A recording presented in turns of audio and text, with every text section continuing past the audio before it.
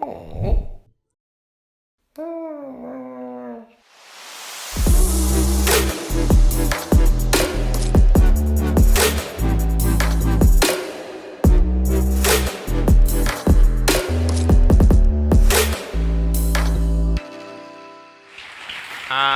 everyone.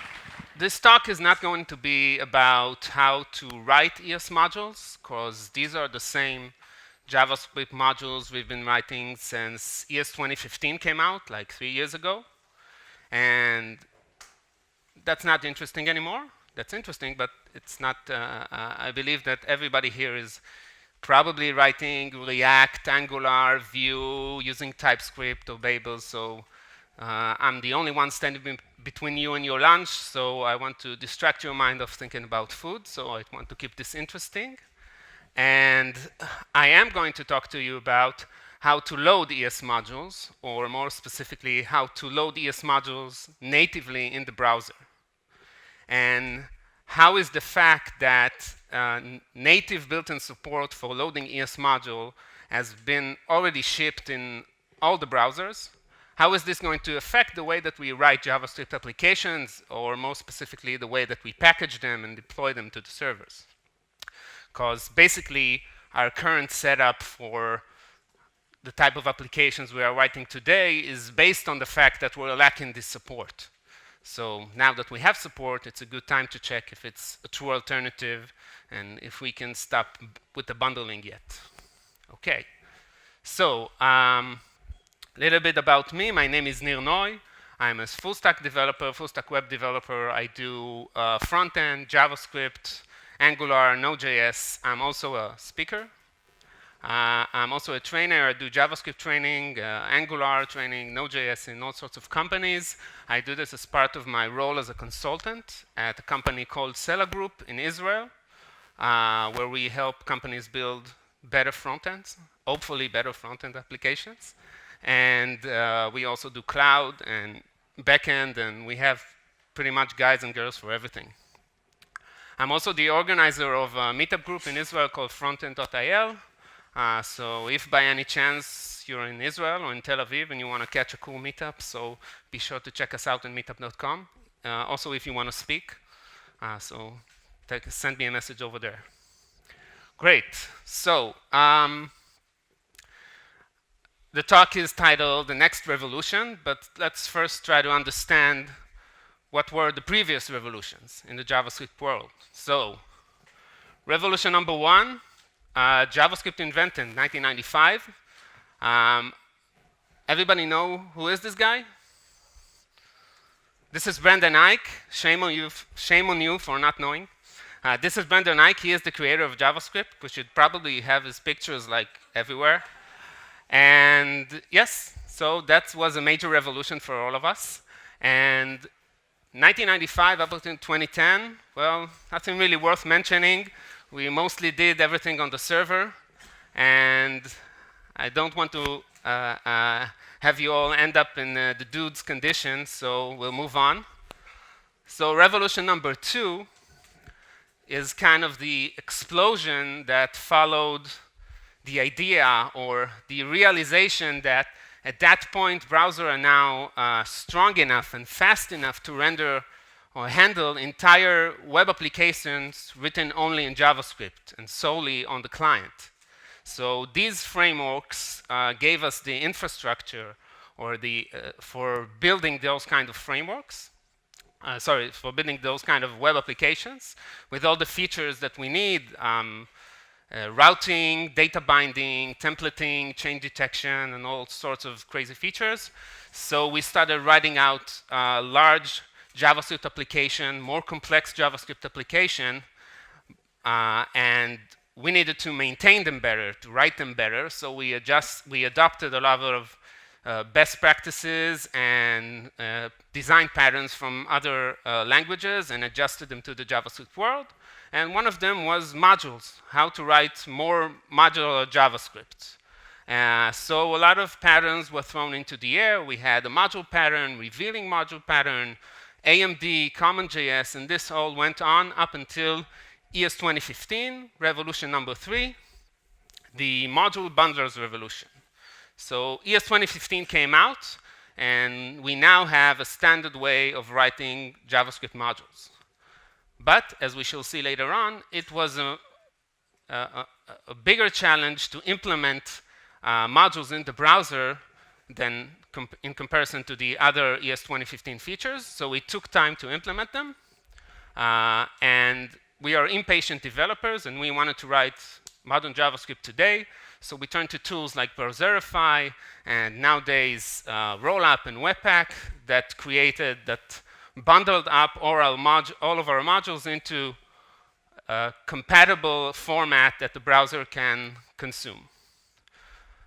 And this was a major revolution because this kind of put the stamp on the fact that if you want to write modern JavaScript today, there's no longer just drop a script tag on the page and upload it to the server. You need to set up this whole development environment, and you have like a build pipeline, and you need to package your JavaScript app. So this was a major revolution. And now, 2018, ES modules are in the browser. And I'm going to show you how to use them. And then we're going to talk about what makes them so different and why did it take so long for them to be implemented in the browser. And then we're going to do some experiment with an application and see if this is a true revolution or not. So how do you use a module in the browser? You just place a script tag and put a type attribute with value of module. That's it.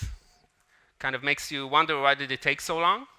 So maybe compatibility is an issue. So yeah, we'll just place another script tag and put a no module attribute on it. And of course, maybe we can source it to the bundled version of our app. So supporting browsers would load the first script because they recognize the module type, and they would recognize the no module attribute, so they would ignore the second script. And unsupporting browser would not recognize the module type, so they would ignore the first script, and they would load the second script and just ignore the no module attribute. Okay. So can we use? Yes, we can. It's in almost every major browser. Only Firefox is still behind the flag. But version 60, I'm not sure if it sorry.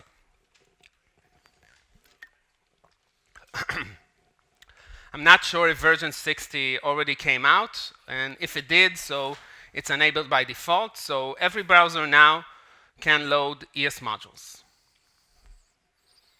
So that's it. 3 years just for this 2 script tags and a few attributes. Well, not really.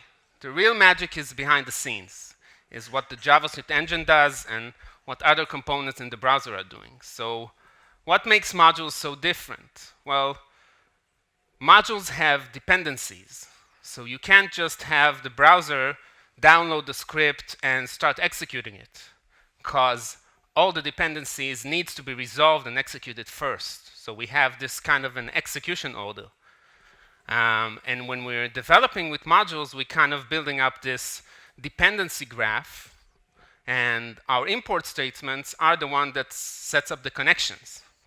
So now the browser, for every file, he needs to understand what's going on inside the file, and how does he need to resolve all of the dependencies, and in what order does he need to execute them. So when we tell it to load a module, the browser first parses that file and creates something that's called a module record. And a module record is an object or a data structure. The spec is really written in like abstract terms. So we can think about it as an object, which is not accessible to us. This is the inner workings of the JavaScript engine. And this module record holds the structural information of the file, of the module. What are its imports, what are its exports, and what is the actual source code that he needs to execute. Now, in order for him to execute this source code, he then needs to create something that's called the module environment record. And the module environment record are not new to JavaScript. They actually existed from day one. And these are the objects that help the JavaScript engine manage the scope, the variable scope of the current execution context. Now, we currently have environment records for the global scope. We have environment records for every function. And in ES2015, we have a new type of environment record, which is a module environment record, because as we shall see later on, the scope of a module acts a little bit differently than the scope of a function or the global scope. Now, these environment records, they are the ones that actually hold the bindings of the variables to the actual value in the memory. Okay? So this is the output that needs to happen for every single file. But it's more complex than that, because the browser can't even create a module environment record without having the module record of all of his dependencies. So the process is actually done in 3 steps. So first of all, there's the parsing step, where he goes to find all the files and downloads them and parses them and creates module record for everyone. The second step is instantiation, where he just goes over the graph again and creates environment records for all the module. And the third step goes over the graph again and starts executing all the modules.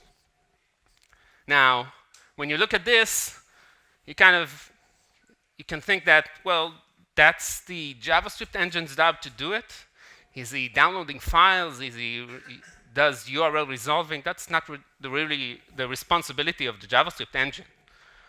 And if you think about it more, you can say, wait, a JavaScript file is only considered a module if we tell the browser, we give it a context of the module. If we indicate to the browser, hey, load this file as a module. And the way that we do it is with the script tag, with the type attribute. And the script tags are not in the JavaScript spec, right? They're defined in the HTML spec. So who's actually running this show? So the HTML spec now defines, now every browser has something that's called a module loader. And he is the orchestrator of this entire process. He is the one that's building up the graph of dependencies and tracks the execution order of all of the dependencies. And actually, the JavaScript engine is pretty passive in this process. The JavaScript engine only defines methods for the module loader to invoke. So he has a method for parsing a module, he has a record for instantiating a module, and he has a method for evaluating a module, executing a module. Okay? And the module loader just executes them in the right order. So the parsing step actually looks more like this. So we have a script, a module script, and the module loader would go to download it. And after he downloads it, it would go to the JavaScript engine and tell him, hey, Mr. Engine, please parse this for me. And the engine would give him back a module record, and he would go over the imports and downloads them too, parse them again, gets module records, and so on and so forth, up until he builds the entire graph. Okay? Now, this process also needs to be very optimized, because, for example, we wouldn't want to load the module twice. We are talking about network requests, so we wouldn't want to do 2 network requests or 3. So the browser now actually has something that's called the module cache. This is just a module map. It's cached by the URL of the module, and the value is either the module record itself or some kind of a state placeholder that indicates to the browser what's the state of the module. It could be error, it could be null, it could be fetching, maybe to indicate that the browser has already started fetching this module record. So this is how it keeps track of what's going on, and this is how modules are only loaded once. Now, instantiation. So the browser goes over the graph again. He goes over it in something that's called a post-order traversal way. This actually means that it goes to the bottom. Well, not exactly the bottom, just goes to the nodes that don't have any dependencies and starts moving up from there and create module environment records for everyone. Now, inside the module environment record is where the scope behavior is defined. So a couple of differences in modules, in the scope of a module. So first, modules are strict mode by default. You can't really, it doesn't matter if you place a use strict or not, they're just strict mode by default. All the top level variables that you define in a variable are local to the module. They're not saved in the global scope. And this is actually the whole idea of a module, to encapsulate the functionality and encapsulate variables and just explicitly export what you want. And also the value of this in the top level is undefined and not the window. Now, another difference, which is not a difference from regular script, but the difference from common JS modules. If you're developing with Node, you probably know that. The difference when you import something, the import is actually a live and read-only view of the exported value. What this actually means is that if the main.js module is importing the helper variable from the helper.js, then if he tries to do an assignment, then he will get a runtime error. So the import is actually like a const, but it's a live reference, which means that if somewhere later on in the code, the helper.js module would assign a new value to the helper variable, and after that, the main.js would try to read it again, it would get the updated value. Okay? This is an important difference. Even it's not really implemented when we work with WebPack today, it works a little bit different. Now, the third step is kind of straightforward. It just goes over the graph again and start executing the top level code. And this is the last step. And also modules are only evaluated once, okay? Because evaluation can cause all different side effects like network requests or timeouts or all sorts of other side effects. So modules are only evaluated once. Okay, so to summarize the differences between modules and scripts, so we already talked about the differences in scope. They're strict mode by default. Top level variables are local to the module, and value of this at the top level is undefined. Now, there's a couple of more differences that involves the loading of the modules. So the first one is when you put a type module on a script tag, you're actually also putting a deferred attribute. And everybody know what defer script is? Yeah? Okay, a defer script, it tells the browser you can fetch these files, but only execute them after you finish rendering the HTML. Okay? And this kind of makes sense because this could be a lengthy process and you don't want to hold the rendering of the HTML for the entire time you're loading the entire graph of modules. Okay? So module scripts, the last difference is module scripts are fetched with CORS. Okay? Cross-origin resource sharing headers, which means that you can't really import or load a module from a different domain unless the server gives you back an appropriate CORS HTTP header. Okay? So, is this the next revolution or not? So I have an experiment. I have experimented with an app, and I'm going to show you it. It's a to-do MVC. Probably everybody is familiar with that. So let's grab a look at the code for a second.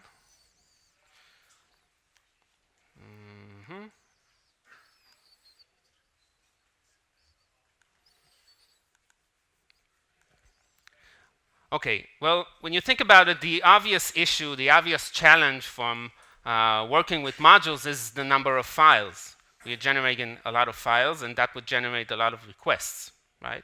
So let's see how do we handle that. So first of all, another thing that I didn't mention, I didn't show you, is I can also put a type module on an inline script, which would enable me to do imports. Okay? And this would actually also be deferred. This would also be executed only after the HTML renders, no matter where you put that script. You can also export that, but that doesn't mean anything because you can't really import the values from an inline script. So we have an inline script that imports the helpers, and when we are loading the app,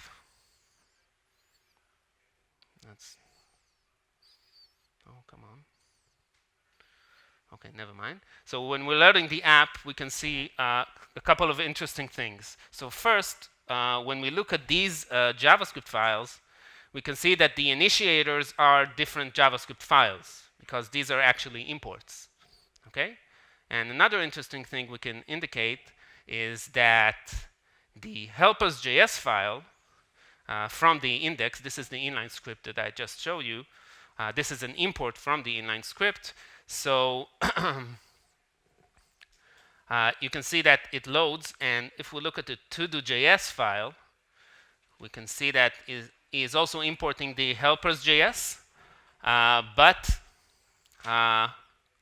we don't have a second request. So this is the only load once, only load the module once. So I have also created another bundled version of this app, which is about the same. And let's look at the times. So also another disclaimer, I measured these times because of the additional little experiments I'm going to be doing. I measured this time on local host machines. So take these times and double it, or maybe more. Okay. So obviously native modules generate more requests, but they generate a smaller bundle size because in a Webpack bundle, it also adds a little bit more code to our original code. But as we all know, the real bottleneck of performance of loading is the number of requests. So we can see the difference here. It's about a 50 millisecond difference. So you might say, okay, this is a price I'm willing to pay for not needing to fight with Webpack configuration and keep them constantly updated. But this is a really small app, which is not a realistic scenario in our case. So let's take a look at another scenario, which is using a third-party library. So I've used Lodash. Lodash has a version, an ES module version. Okay, I'm going to show you it. It's really big. So it looks like this. All the modules, all the functionality of Lodash just separated into modules, so you can import whatever you want. So I imported the template module. It's somewhere over here. You see, I'm importing template from Lodash string.js. Now the template obviously have more dependencies to it. There's another entire graph here. So let's see what the results are.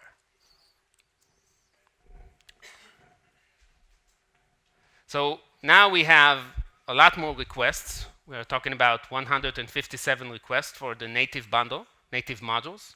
Okay, and again, smaller bundle size, but we can see the difference in the loading times. Okay, this is really significant. It's more than half a second. And if we're talking about remote server, it will be even more. Okay, so the obvious conclusion is that the winner is Webpack. Okay, because our modular app are usually too large to be consumed natively, and module bundlers generate less files. That means less requests and faster load times. But wait, okay? New features are coming. So the first feature is really exciting, and it's an import function, which actually means that now we have a way to lazy load a script module in JavaScript with a function. Not all sorts of hacking into the creating script tags or stuff like that. Just a native function that we can import. And it takes a module specifier, just a single parameter, module specifier, which can be a string or can be a variable, which if we think about the import statement, unlike import statement, they only can take a string and not a variable. Because if you think about the process, the import statements are parsed in the parsing process, and there's no memory yet. Okay, so you can't really resolve variables. And once it's over, once he loads the module, he returns a promise. Okay, so this is very cool, and this kind of import is actually equals to doing this. Okay, import dot then, and this you can even write it better. You can write it like this. Okay, because it returns a promise, you can use async function and use await, and this is a really cool syntax. So let's see what happens if we lazy load Lodash, or the script that the module that loads Lodash. So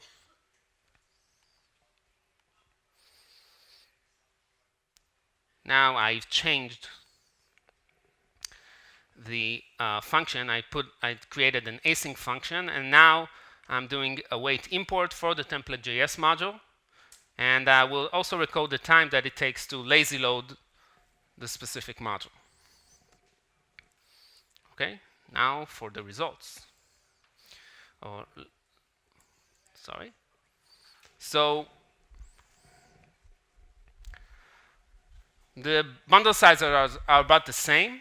Okay, and we can obviously see that the native modules, the DOM loaded is quicker.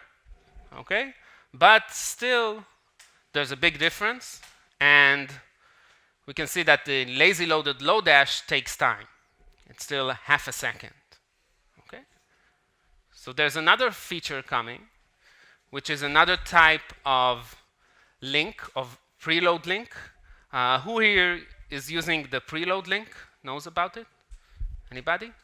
Well, the preload link is a very efficient tag. You can use it to give the browser, you can tell the browser, give it priority for specific kind of resources. You can tell him to start fetching resources that you might need later on. Okay? And it preloads the resources and puts them in the cache. This is very good for stuff like fonts and images and CSS and even for JavaScript files. But the problem is with modules that it puts them in the wrong cache for modules.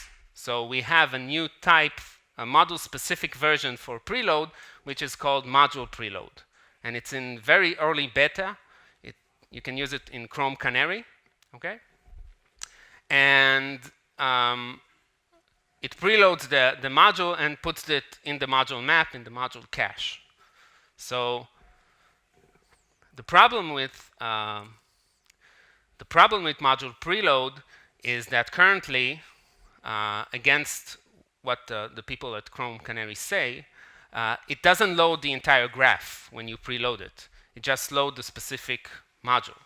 So if you want to load all the Lodash modules, you need to write something like this. You need to flatten out the entire dependency tree, and you need to write something like this. So this is pretty nasty. And let's see what, and if you're thinking about like optimizing this and automating this, you probably have to use some kind of a build tool here to just generate all of these link tags. So, if you look at the results here, then what happened here is that it actually, because we preloaded a lot of requests, so it actually delayed the DOM content loaded, but we can see that the lazy loading was improved. Okay, so for this specific case, this might not be the alternative, but I think that there are cases for lazy loading with module preload, maybe when the user doesn't need it right away and you can do it in the background. I think that there are cases when you can optimize and get a decent result. decent performance. Okay? But can we do better? Yes, we can. We can use HTTP2 Push.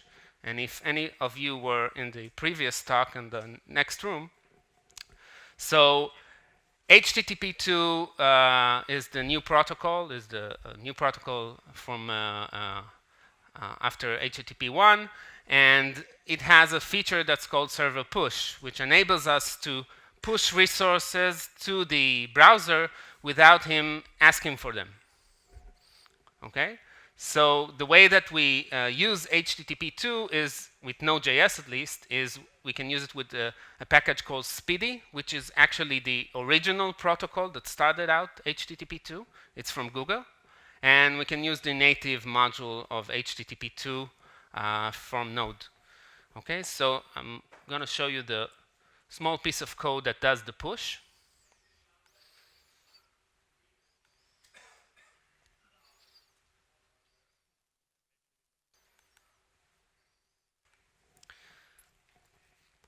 Okay.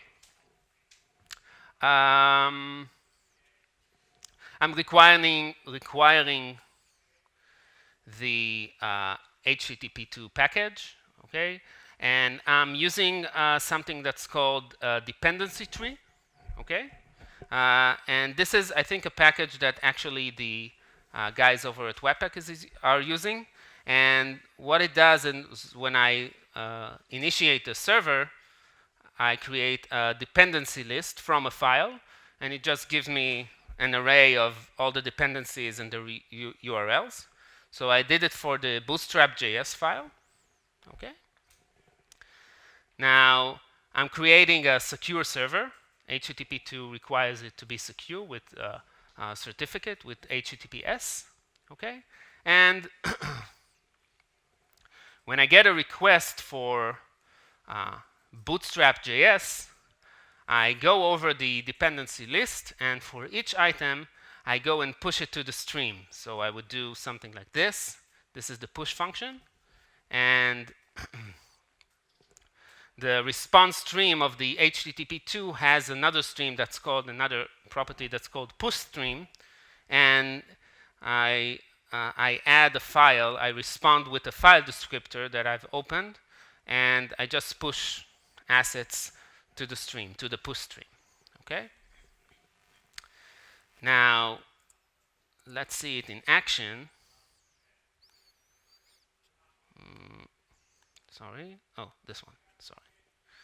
So if we load it, okay. So we can see in the network tab, we can see that these assets were pushed by the server. You can see that with the push, okay? And I actually pushed the entire dependency graph of this application, all the Lodash. And let's see the result for that.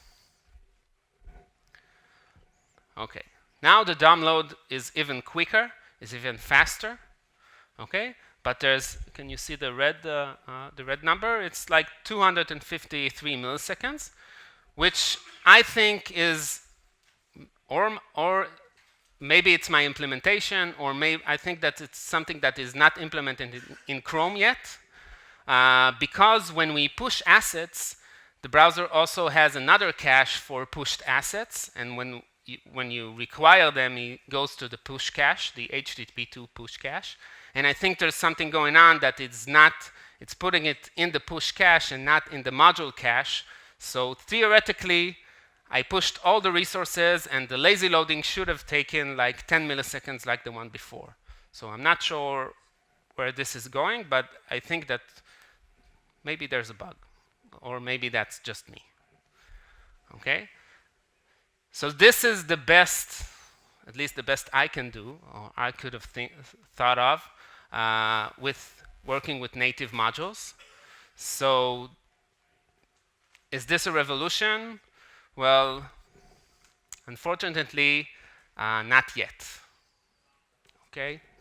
So the immediate conclusion is that currently the price to pay for making our site, for deploying our site in a less monolithic way, with working with ES modules is currently too high. The loading times are just, the differences are meaningful, okay? And we currently have lots of good solutions in terms of tooling for separating bundles. And the other conclusions that I've made from this journey is that make sure that you use HTTP2 on your websites. If you can do it, I think it's a quick win. Even if you don't use push, it's quicker than HTTP1, and just setting it up, you'll get a decent performance boost for nothing. It's a quick win. And we saw that the features like lazy loading and preloading are still like premature. They are a work in progress, and we are and they are not implemented in all the browsers, and the ones that do implement them are still have issues around them. So we'd have to wait for these to be implemented, because they're essential for optimizing the loading of the native modules. And other conclusions I've made is that third-party libraries we are using them all the time in all of our applications. So most of the third-party libraries and frameworks, the popular ones, don't have an ES module version yet. And this is another thing which is kind of just kind of a drag, because we can't do bare imports with native modules, which means that I can't do just from Lodash without giving it a path. Okay, so if I wanted to do this, I'd have to write like /node modules / something and node the main JS of the third-party library. But there's an active proposal to solve that, something like a package name mapping, sort of a file that the browser downloads, and it has like mapping and aliases for different packages, so we can do that. So hopefully one day it would go into the HTML spec, the HTML standard. And another issue is that there are all sorts of development tools such as Karma or all sorts of unit testing frameworks that they're not compatible with ES modules yet. So we can't put that in our, I don't know, CI or their entire deployment and development pipeline. So this would have to be resolved so we can work with ES modules. So what's next for ES modules? So hopefully there will be more improvements to be expected from the browser vendors. As far as statements that I see in comments and blog posts, they say that there's more room for improvement in the inner workings of the browsers, and also for implementing all the features, the missing features. And there are other proposals that should be ready that are proposed in the JavaScript spec. So there's still a lot of work that is going on in terms of ES modules. So hopefully that's someone there is hoping that we would be able to work with them. And I think that in the near future, we should expect that, I know that in the roadmap for WebPack 5, there's a target output of ES modules, which means that we will just output a single module, a single native module that would produce smaller bundle sizes.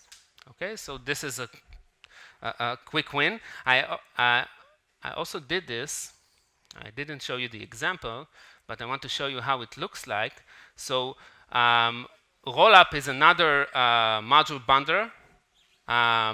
And he knows how to create a bundle target by ES modules. So if we look at the Lodash, here, bundled Lodash, then perhaps our bundles would just look like this. Okay, this is all the functionality. Of course, it's not minified, but at the end, it just have a long export, and this is like a native ES module. Okay, and we get smaller bundle size, and I believe that we also gain some runtime performance, because working natively is usually more effective than working with all sorts of games with closures and functions to emulate the module scope. Okay? Now, if we're talking about the future, we're also talking about the mobile web. So if we take these loading times and try to do them on a mobile device or on a mobile network, the results will be even worse than what we saw. But I'm talking about, if we're talking about the future, so we're talking about progressive web apps, and Zach talked about them a lot in the first talk. So I think that ES modules can be a good fit for progressive web apps because, well, progressive web apps offers like a different user experience, and they're actually more focused on the user perceived performance. And they talk about stuff like the app shell. How do you take the minimal resources and the time to put the first paint, to put something on the screen, the minimal resources you need. And the other resources you just fetch from a cache, okay? And you use the service workers to implement all sorts of different caching strategies and give you even offline experience. And as a service worker is like a client-side proxy. It allows you to listen to network requests and cache all sorts of assets, and then you can do all sorts of crazy stuff and even respond with different, not go to the network at all and give the client different responses. So I did a little experiment. I created this progressive web app of the to-do MVC. So basically, this is the progressive web app, and I will just need to go to the application for a minute, and let's unregister from that. I just deleted the service worker, and if we take a look at the code,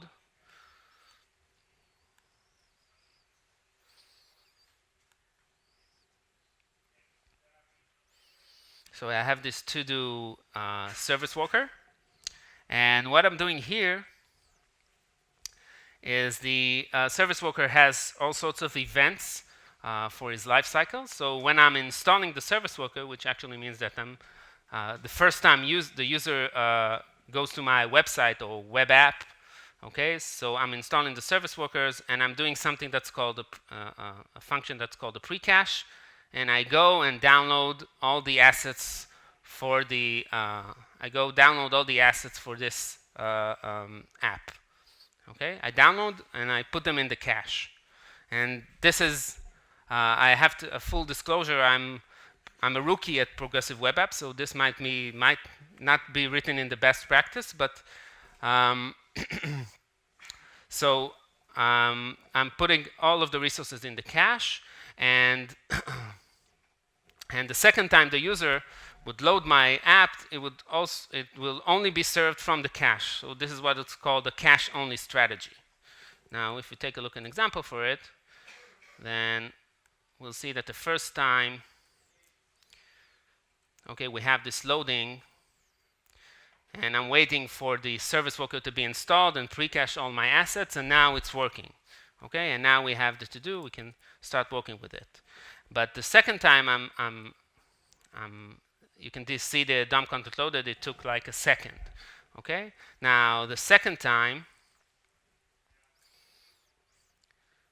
we can see that it's much faster.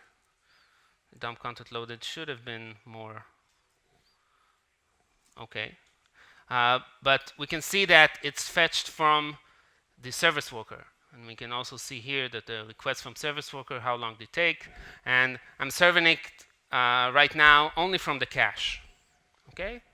Now, I think that ES module, we can take advantage of ES module in progressive web apps, because what happens when I want to update my app? Okay? Because I'm only serving from the cache, and I want to update the cache. This will allow me to just do incremental updates. I can just update only the JavaScript files, only the modules that were actually updated, and I'm not dealing with updating an entire bundle. And I can do even more crazy stuff like, I don't know, like letting the service worker create all sorts of bundles, okay? Or do something like dynamic tree shaking based on something like a context. Maybe if I'm an admin to the app or I'm a certain kind of user, I can decide to return a bundle or a specific module, okay? And if I'm using ES modules, this would allow me to do that, okay? So I would leave you with this, and thank you very much.